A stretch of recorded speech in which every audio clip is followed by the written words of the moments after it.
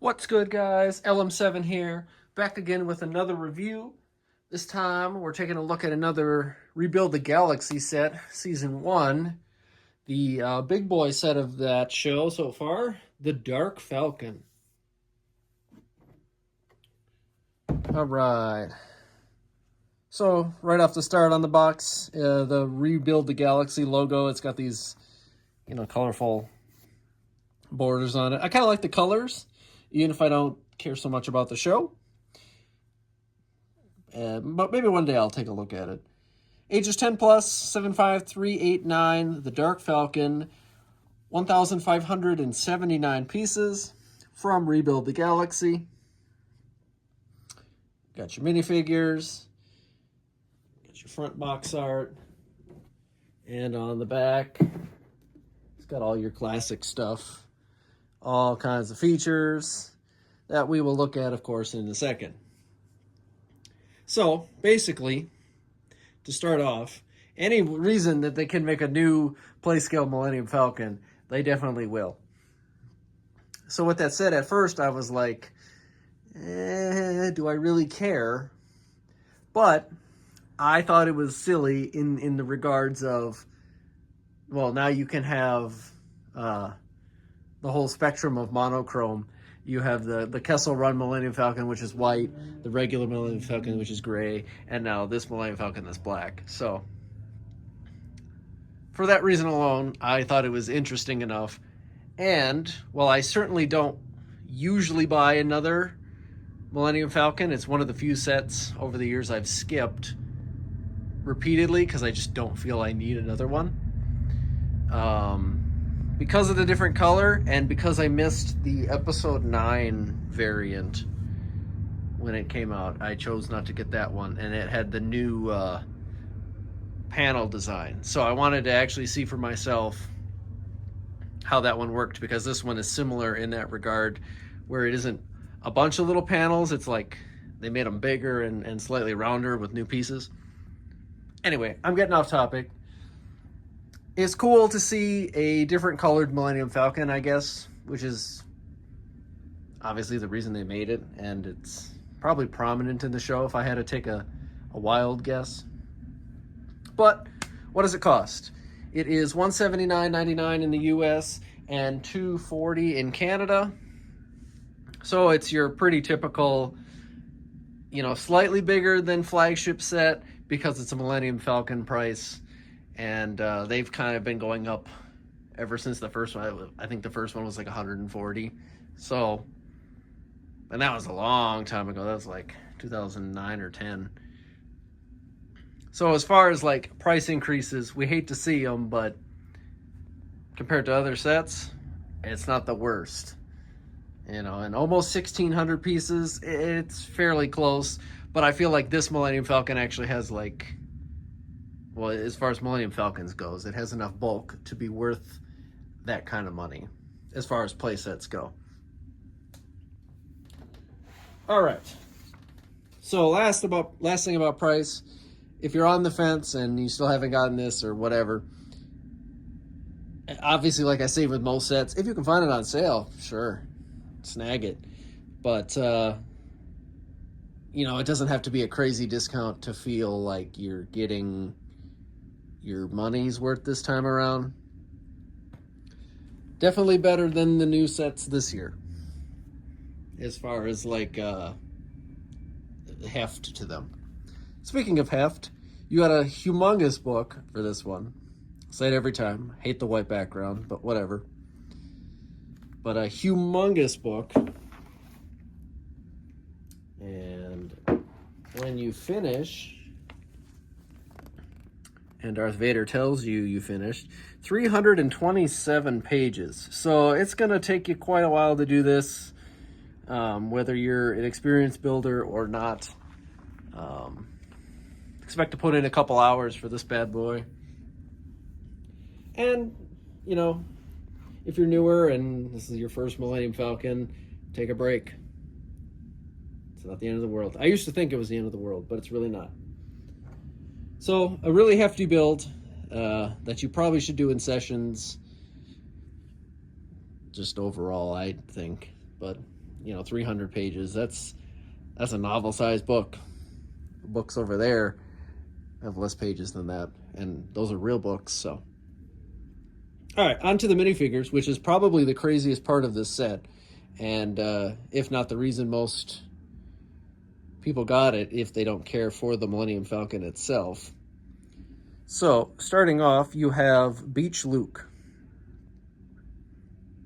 He's not super impressive. He's got the longer hair, so he's definitely an older variant of Luke. He's got a little stubble beard, and he's wearing some beach glasses. He comes with blue milk. Excuse me. But you can see he's wearing like a little vest, and he's got halfway decent cargo pants and foot printing. On the back, he's got a little surfboard printing. Does he have a double-sided face? He does! And on the back, it's his face without the glasses, and he's a little more perturbed. So, if you go to other figures that aren't crazy, only because this is like an OC character, Darth Dev. Pretty sure his name is Dev. We can check that. Dev? Yeah, Dev. You also get Darth Dev. He's the main character of the show, I think. He's got good arm printing. He's got 2 different arm printings, so either he lost an arm or something like that. He does have foot printing and pretty nice armor details. You can see his face is worn and tired. Comes with a nice cape. Obviously, he turns to the dark side for a little bit because he's got a red lightsaber in this, or he's a different universe. I'm not entirely sure. But under the cape, he has a little bit of back printing and a happy double-sided face. And you can see he even has that little eyebrow notch, which is kind of funny. I don't think I ever truly noticed that. So, as far as characters that are crazy, then, we'll start with the least crazy. Assassin Droid Bounty Hunter C-3PO, I think, is really funny. He's got the red eyes like you see in episode 9 for a second. And he has a black arm this time with pretty good printing. And then silver and gold alternating printing on his legs. I don't know why he's a bounty hunter, but I don't think a protocol droid would be a crazy good bounty hunter, considering how they move, but what do I know? What we've expected all along, you also get Darth Jar Jar. He's crazy. This has to be a nod. Like, it just has to be. For everyone thinking Darth Jar Jar, Jar Jar's always been a quote-unquote Sith, who put everything into motion. He's pretty good, though. He gets a Darth Maul double-bladed lightsaber. I think it's a slightly darker print on his headpiece there. He doesn't have any other printing, though, on his arms or legs. So I wonder, not entirely sure on that. And then you also get, which we saw in episode 9 for like 2 seconds, you get Darth Rey.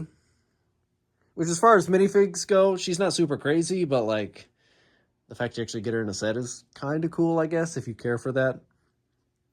She's got that double-bladed lightsaber, it's kind of like the nunchuck thing, but not really. They did that with Solitus, or whatever his name is, in Season 2. She's got the Emperor eyes and his hood and cape and all that fun stuff. And then on the back, she's got a angry face.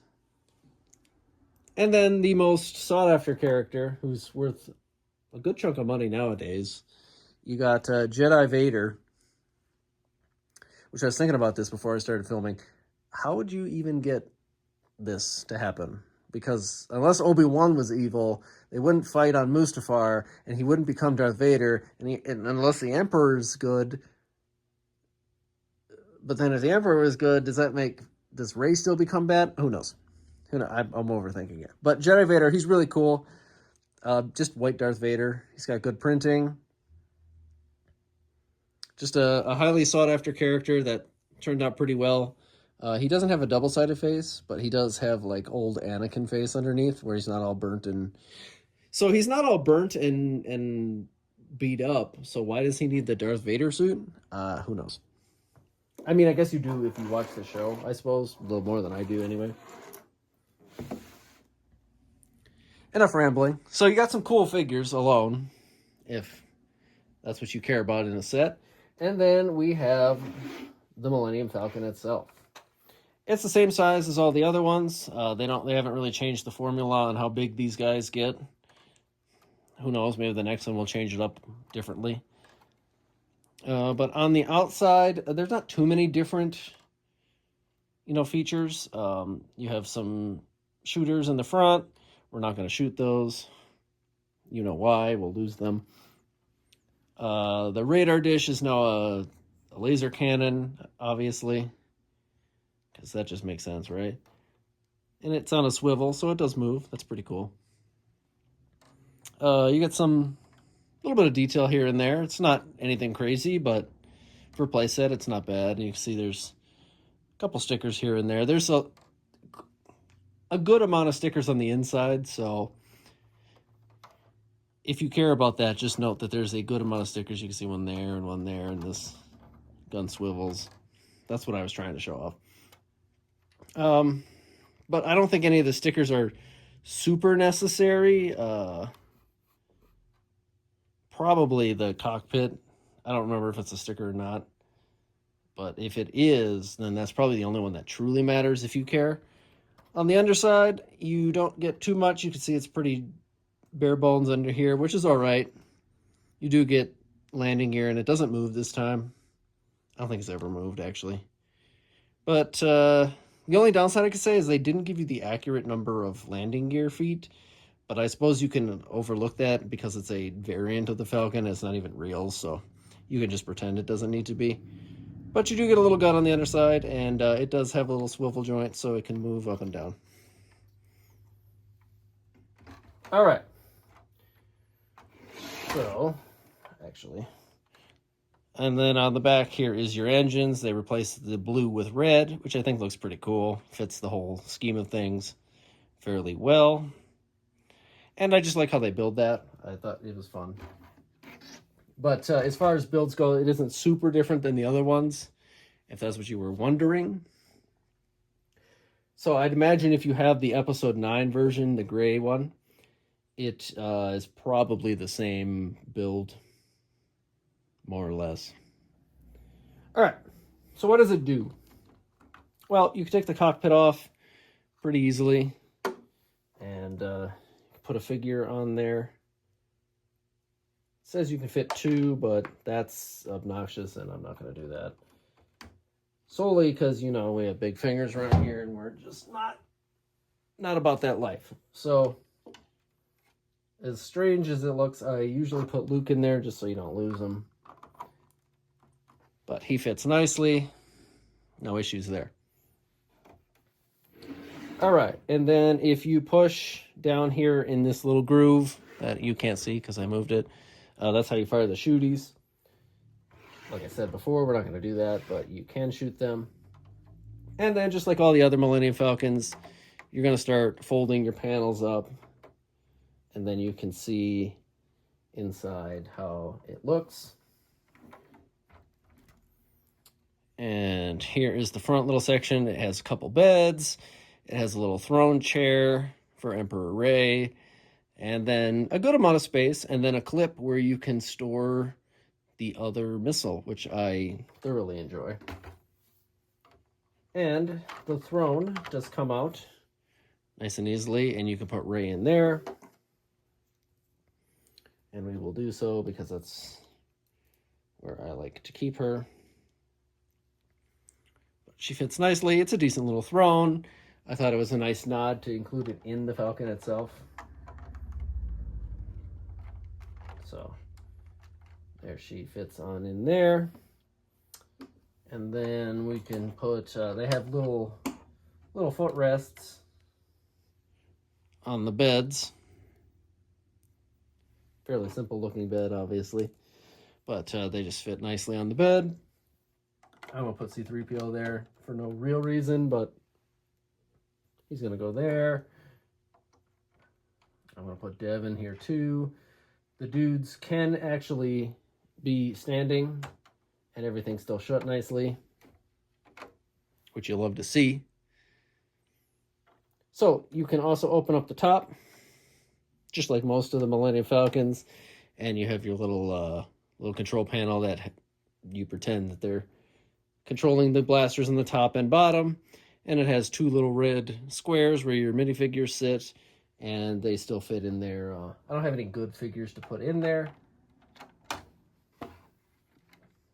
because I have some other things to show, but they fit in there nicely, and it's just, you know, a little center. They've done this for all of them, I do believe, in some capacity.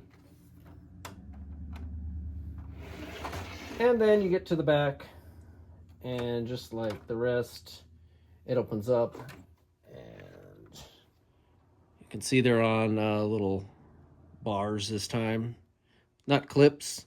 Well, they do use clips too, but the bars help keep it in place a little better and a little sturdier, and to help it open, you know, because the bars are round, obviously. So here's the back.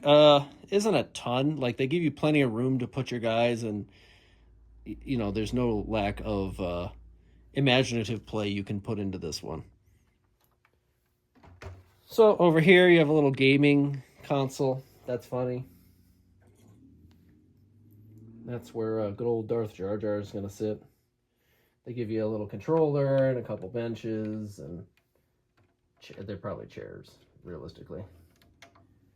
I just think it's funny because they give you this little controller, and they've used this piece a few times. They even used it in the TIE Interceptor for details, but you also get this. I'm going to assume this is a little probe droid that you train with. At least I think so. And you got the hyperdrive. And I'm going to take it off just to show you, but it's not actually a feature, but they give you a little hyperdrive. Nice little nod there. You get a crate of stuff. Hologram of Darth Sidious or whatever they're smuggling. And then lastly, here in the middle, you can remove this panel, and it is a little prison for Darth Vader. Or Darth Luke. I think they put Luke in there on the box. Yeah. They put Luke in there, but I'm going to put Vader in there because I think it would be more appropriate. And it's just two studs, so it just doesn't apparently fit. That's funny. No, so it fits fairly easily, and yeah, plenty of room for play. You can see under here that green spot. That's a surfboard. I'm gonna assume that's Dev's. Or actually, that's probably Luke's because he's Beach Luke. That's right. Oh yeah, it even shows him on the box going for his surfboard. I don't know why he stores his surfboard on the Dark Falcon. I don't know. Obviously, I haven't seen the show. And then it just folds in nicely. And voila, all your people fit. Plenty of room for many other dudes. You could probably fit at least 10 other guys in there if you tried hard enough. You know, 2 in the cockpit and 8 in the back. That'd be pretty easy. And that about does it for the Dark Millennium Falcon. As far as Falcons goes, it's probably built the best. Like I said, I don't have a comparison to the Episode 9 version because I didn't get it. I almost didn't get this one because I was like, I don't really need another Falcon. But the Jedi Vader was really intriguing, and as expected, that figure is particularly worth a lot of money now. Not that I sell them, but you never know one day. And eventually when I get all of my sets up here, which is a work in progress, you know, you can show off all 3 of them in a row. I just think the color it'll look cool. Whatever. And I've seen people have already made, you know, the custom UCS version of this and the dark one and the Kessel Run Falcon. That's cool too. You know, if funds were unlimited, we do all kinds of stuff like that. Because that's immediately what I think. Like, oh, I made a Dark Falcon. Oh, you can make a UCS version of that, and it'd be cool too. But maybe down the line. Anyway, let me know what you think of the Dark Falcon. Did you get it? Are you still looking for it? Are you just trying to get Jedi Vader or some of the other guys? Let me know. I don't think this one is too overpriced. Pretty good value for money on this one, I think, especially with play features. So if you're a parent and your kid is asking for this one, they'll definitely get their money's worth out of play value, and it's pretty durable. It doesn't have a handle, but you can pretty much pick it up anywhere but like the front part here, and you'll be fine. It's built really solid with Technic, so that's pretty much all I have to say. Thanks for watching. Leave a like and comment and subscribe and all that fun YouTube stuff. And with that, I will see you guys next time.